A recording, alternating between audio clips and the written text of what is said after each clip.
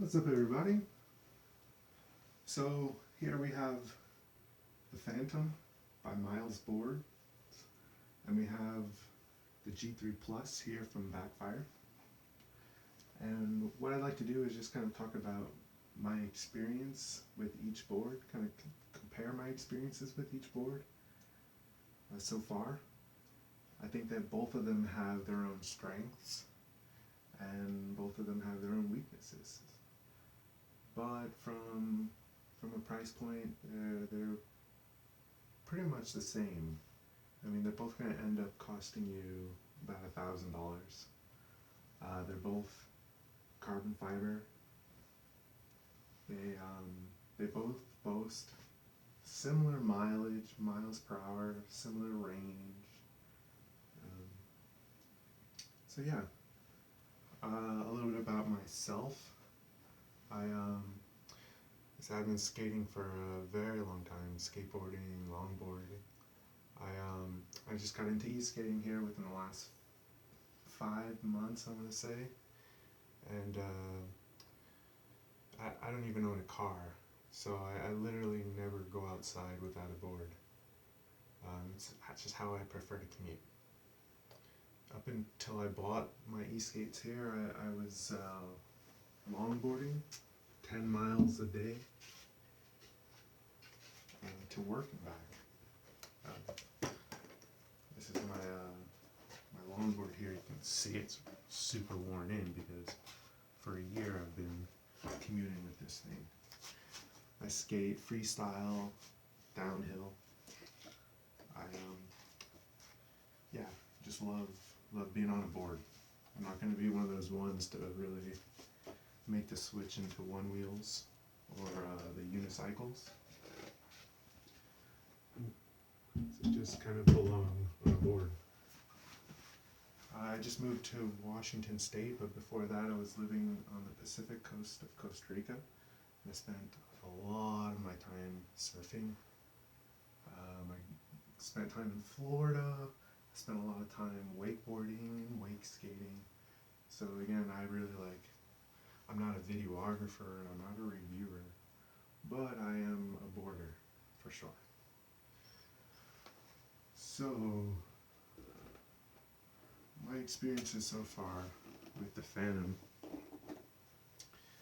the biggest thing you're going to notice looking at it, standing on it, is the drop through, the concaves in the board. To me, this is the whole reason, not the whole reason, but the bulk of the reason why I bought the Phantom was for these drop throughs. You can see on my regular longboard, it's a drop through as well. And that's just, there's so much data coming in from these curves on the board that I just need, my brain needs it. I need to know where I'm standing at all times. The curves let me really lean into turns more. They almost make you want to carve harder.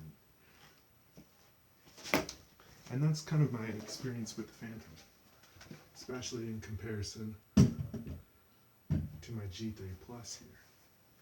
You can see in the back here, my shadow's coming away. I put some dope grip on it. To me, that's the only way it's even rideable. It's so flat. Once you get going so fast, there's all these just like a constant vibration, and it will feel like your foot is sliding back.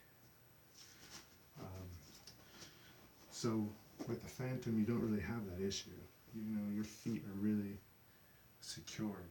You're locked in there. And it creates less stress because my foot has something to rest on in the back. I'm using, my back foot is working less. It's more work for me on this board because I'm using more muscles to brace myself. When on this, I can just kind of rest and I'm locked in. And I feel that difference when I'm riding too. When I hit rocks or road debris, With the Phantom, I'm more stable, more secure on the board. I can hit rocks, and it doesn't really faze me. Whereas the G3, if I hit rocks, I feel it more, and it knocks me off position on the board a little bit.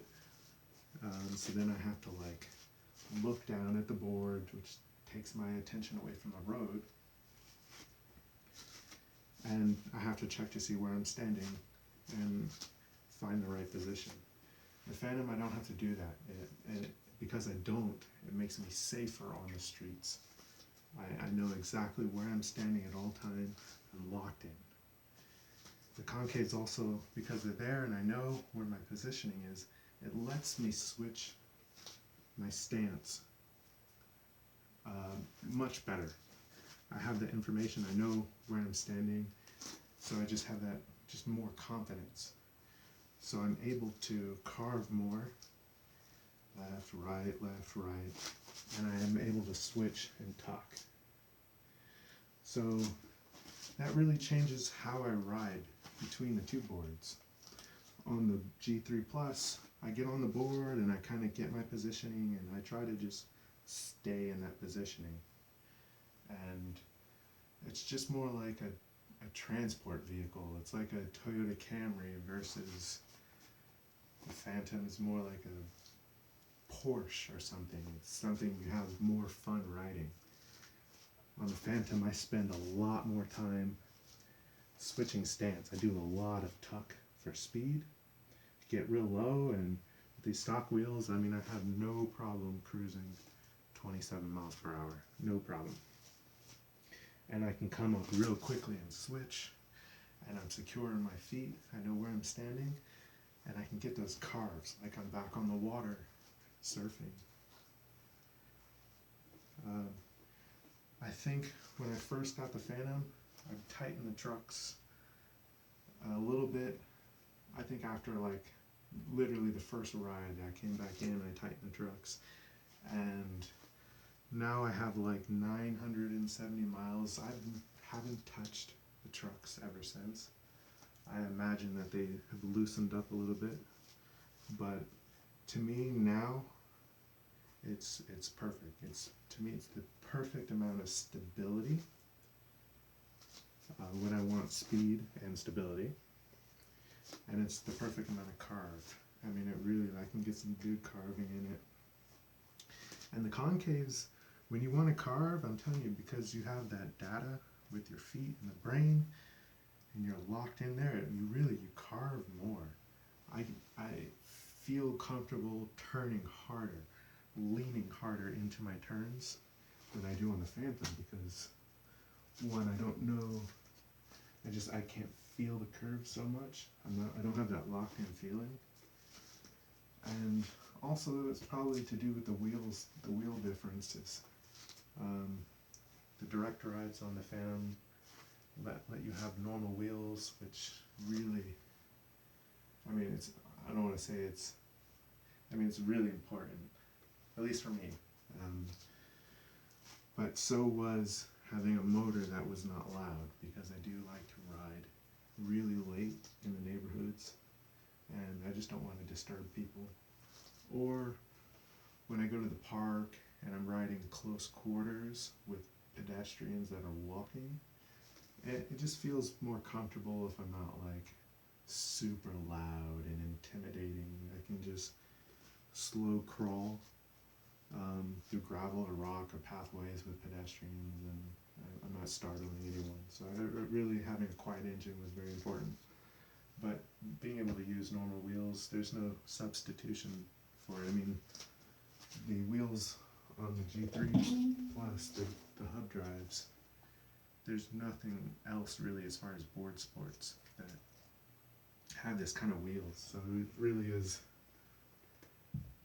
harder to kind of get comfortable with them. You know, the wheels here, the stock wheels are like, I want to say 78 durometer, which my longboard is like 81. So my longboard wheels are harder, and they're smaller than the Phantom wheels. So that means I can turn even harder on the Phantom than I can on my longboard. So I know where the breaking point is with these wheels. Which is, in my head, that's the point where your turn becomes a slide, where the wheels give out. And knowing that's important, because then you can have more fun riding. You can hit turns really, really hard and really slide into them. Well, not slide, but really turn into them while still understanding and knowing how much you can turn before your wheels start to give out. So I've been riding the Phantom, and so I said, like, the concaves, that's the biggest thing you're going to notice about it. When I first stood on the Phantom, or the G3, I was like, it's okay, but it's not perfect. I'm standing on it, it's like, whereas the Phantom, as soon as I stood on it, I was like, wow, this is perfect. I put 4 things of dope grip on the back here, and I almost think I made it worse for a reason that maybe people might enjoy it, is that the dope grip on the Phantom kind of levels out the concave in the back, makes it less prominent.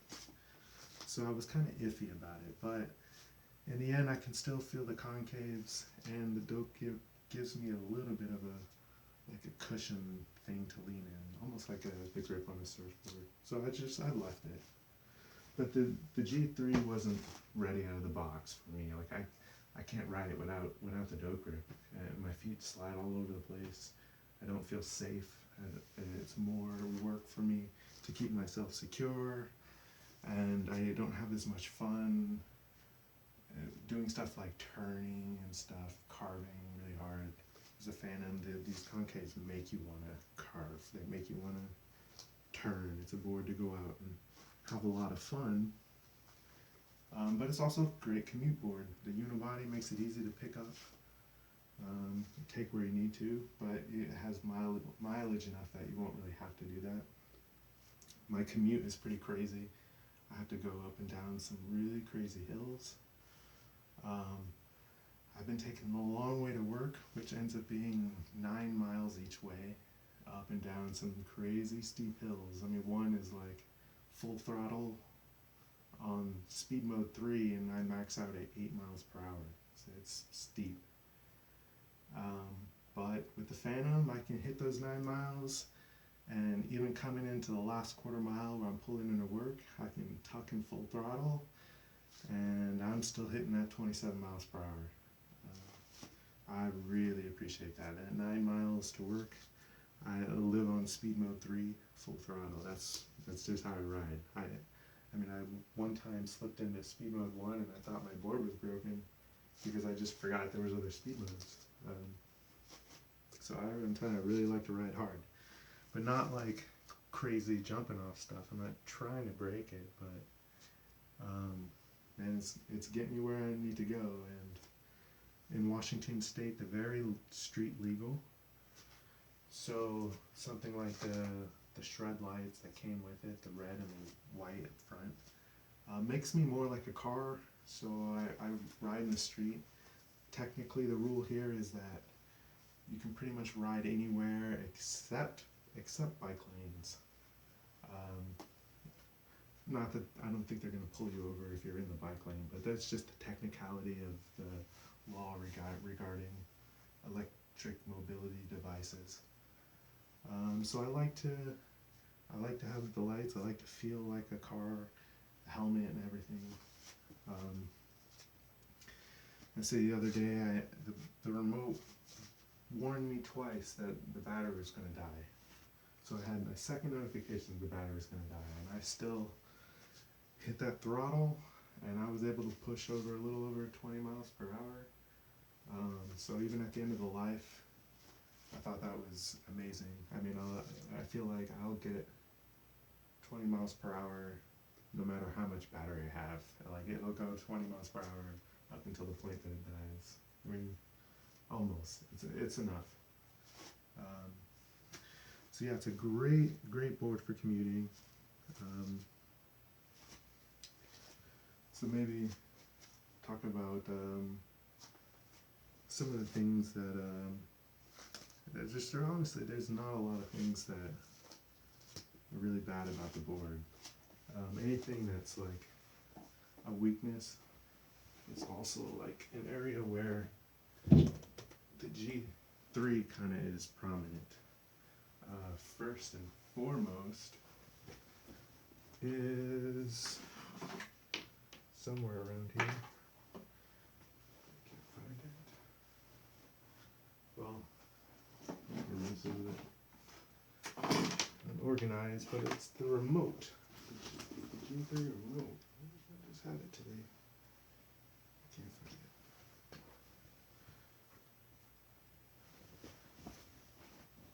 But anyways, the G3 remote has a little finger hole ring thing. And honestly, that's such a great thing. I don't know if it's talked about enough or not, but it's definitely a great little feature. Here it is.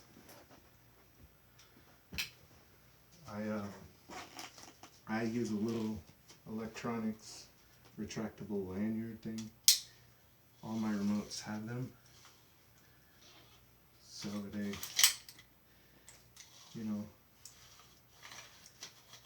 here at waist length, there's no tension, but if you lift it up, you lift it down, you get a little bit of tension, but it always clips back. So using this thing, the ring thing on the remote, just makes it more comfortable, makes it easier to hold. It's a negative stress factor. Like it just becomes something less that you have to think about. It's always, it rests in your hand because it's comfortable. The throttle is easier to control and manage. It's harder to accidentally hit it. So it just feels better. It's a great remote design. I'd like to see other companies do that or something. It's a nice little feature. Also, the electronics, everything isn't built in. That's the obvious thing. And there are pluses and minuses to that. If you have any kind of troubleshooting needs or requirements, it's easy to do it because the electronics are easy to take off and diagnose. Whereas the Phantom, if something goes wrong, you have to get inside of it, or you have to send the whole thing back. So the accessibility of the Backfire is definitely a plus. You can hop swap the batteries, so you could throw an extra battery in your book bag. It'd be cool to kind of do that on the Phantom. But I also appreciate the unibody design too, because, well, the electronics are more susceptible to damage. And if I'm being perfectly candid, I had the Backfire for, I want to say, about a week before I destroyed the battery, riding in what I considered normal conditions for Washington State. The water damage. The Phantom, I've ridden in the same conditions, and 970 miles, I'm still doing good. So there's definitely, the waterproofing is more proofed on the Phantom.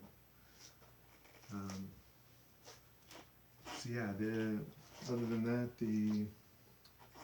even though the Phantom is smaller, it is a little bit heavier, for sure.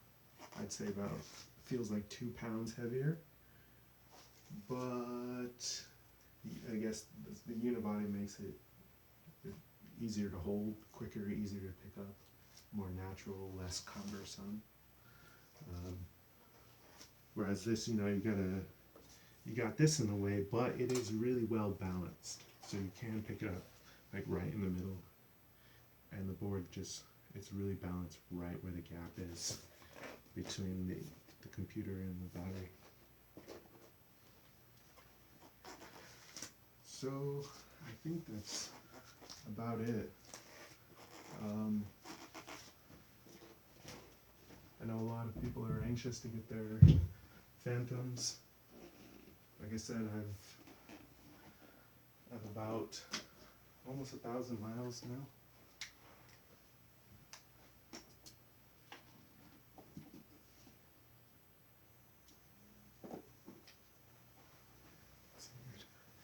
I don't know if you can see that or not. It says 971.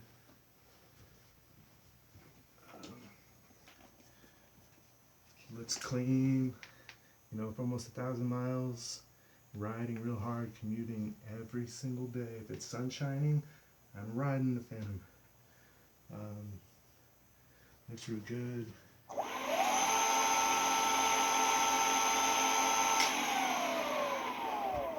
Motor sounds really good. I was having rattling noises on the Phantom, and I hit up Miles' board on the Zendesk, and they got back to me within 24 hours, and they were like, hey, yo, what you need to do is this, this, this, and this, and I did that, and that, and fixed the problem. Engine sounds, the motor sounds great. So far so good, man. Hopefully got thousands more miles left into this Ford, but just the design alone, it's definitely a great board to be on. I really like, I wish I had two of them. Yeah. So, yeah, that's it, and